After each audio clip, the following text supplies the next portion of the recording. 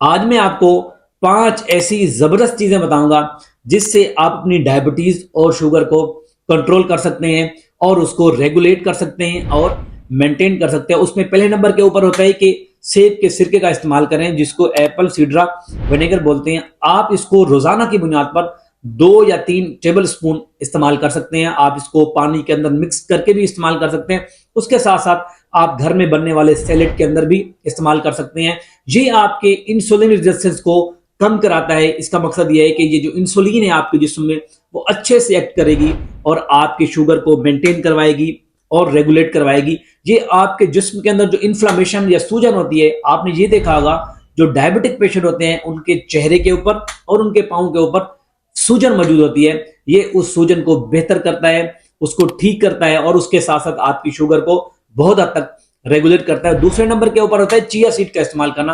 आप सबको पता होगा कि चिया सीड आपको वेट वो कम कराने में आपकी हेल्प करते हैं, आपका वेट लॉस करते हैं और आपके जो कोलेस्ट्रॉल होता है, जो बैड कोलेस्ट्रॉल है, उसको कम कराते हैं और गुड कोलेस्ट्रॉल को बढ़ा देते हैं। और इसके अंदर फाइबर मौजूद होता है, ऐसा फाइबर जो आपके जिस्म में या जो आंतों में खाना जाता है उसकी जो डाइजेशन है या जो जज़ब होने का अमल है उसको स्लो कर देता है और उसको आहिस्ता कर देता है।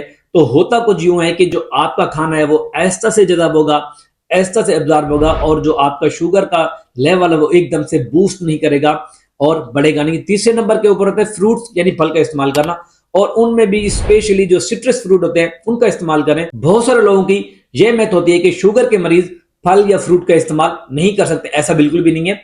इसके अंदर शुगर तो मौजूद होती है, लेकिन उसके साथ साथ इसमें हाई लेवल की फाइबर मौजूद होती है, विटामिन मौजूद होते हैं। आप ये समझ लें, कोई एक शख्स अगर एक माल्टा खा रहा है या बिस्किट खा रहा है, ये दोनों चीजें मीठी हैं, लेकिन ये दोनों चीजें एक जैसी नहीं हो सकती, क्योंकि बिस्किट के अंदर आपका मैदा मौजूद है, रिफाइंड शुगर मौजूद है, लेकिन जबकि माल्टा है उसके अंदर नेचुरल शुगर मौजूद है और उसके साथ साथ उसमें फाइबर मौजूद है, विटामिन मौजूद है। तो आप इनका जूस इस्तेमाल नहीं करें, क्योंकि जूस के अंदर ऐसे है कि आप इनकी जो शुगर है वो ले लेते हैं और इसका जो फाइबर है वो नहीं लेते। तो इसीलिए आप फ्रूट इस्तेमाल कर सकते हैं, इनके जूस से जो है वो आपको अवॉइड करना है। और फोर्थ नंबर के ऊपर होता है वॉलनट्स या अखरोट का इस्तेमाल करें। बहुत सारे लोग ऐसे हैं जो डायबिटिक भी हैं और वो चाय के साथ हमेशा बिस्किट का इस्तेमाल करते हैं। तो ये आप वॉलनट को एज अ स्नैक्स इस्तेमाल कर सकते हैं। आप इसको बिस्किट का अल्टरनेटिव के तौर पर इस्तेमाल कर सकते हैं और ये भी आपके लिए बहुत ज्यादा बेनिफिशियल है, क्योंकि वॉलनट के अंदर ओमेगा 3 फैटी एसिड मौजूद होते हैं जो आपके लिए बहुत ज्यादा जरूरी हैं, आपकी ब्रेन के डेवलपमेंट के लिए और आपकी मेमोरी के लिए बहुत ज्यादा जरूरी है। और पांचवें नंबर के ऊपर होता है अंडों का और टर्मरिक का इस्तेमाल करें। टर्मरिक यह हल्दी के अंदर एक कंपोनेंट होता है जिसको कर्क्यूरम बोलते हैं। ये आपके जो जिस्म के अंदर जो इंसुलिन रेजिस्टेंस है उसको कम कराता है और आपकी शुगर को मेंटेन करवाता है, रेगुलेट करवाता है।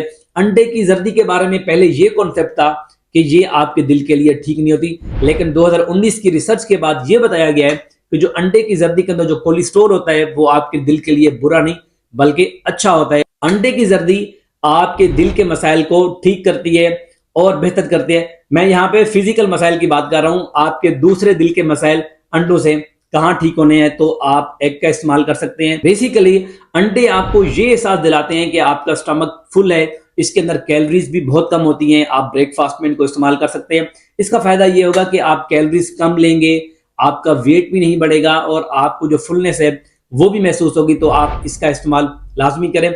ये ऐसे खाने हैं, अगर आप इनको इस्तेमाल करेंगे तो आपकी जो डायबिटीज है वो कंट्रोल में रहेगी, मेंटेन होगी और जो आपकी इंसुलिन रेजिस्टेंस है वो बहुत हद तक बेहतर होगी। वीडियो को लाइक कीजिएगा और चैनल को सब्सक्राइब कीजिएगा।